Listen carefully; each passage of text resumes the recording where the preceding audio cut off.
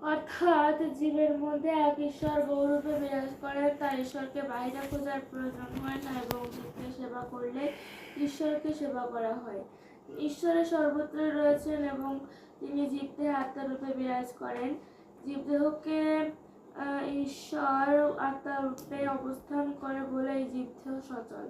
সুতরাং জীবদেহের সচলতা নির্ভর করে ঈশ্বরের অস্তিত্বের উপর। ঈশ্বর ছাড়া জীবদেহের অস্তিত্ব চিন্তা করা যায় না। আত্মা এই জীবদেহের প্রাণ।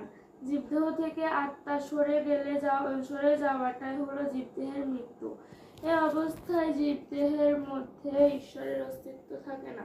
আত্মা নিরাকার, তাই আমরা আত্মাকে দেখতে পাই না, কিন্তু তার উপস্থিতি উপলব্ধি করতে পারি।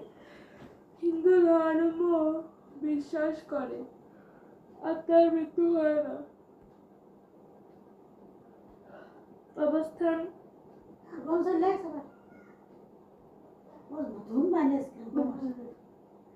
ত্যাগ করে অন্য অবস্থানে আশ্রয় নেয়, অর্থাৎ আত্মার মৃত্যু নেই।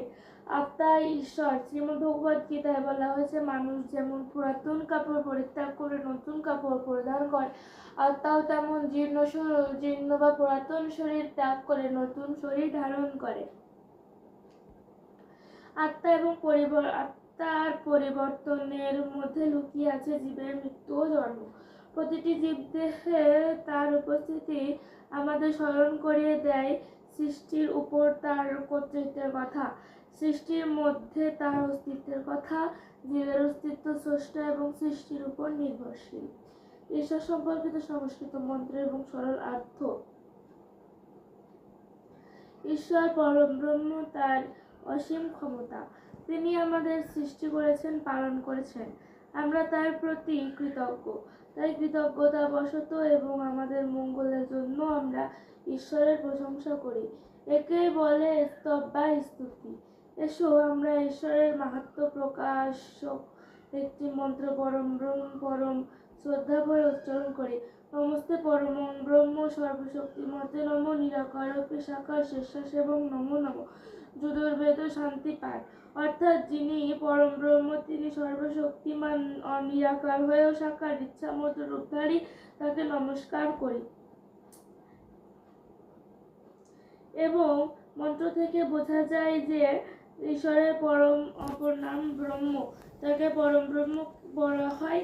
তিনি নিরাকার, তবে প্রয়োজনে সাকার রূপ ধারণ করেন। যেমন নিরাকার ঈশ্বর সাকার শ্রীমৎ শ্রীকৃষ্ণ রূপে পৃথিবীতে এসেছিলেন।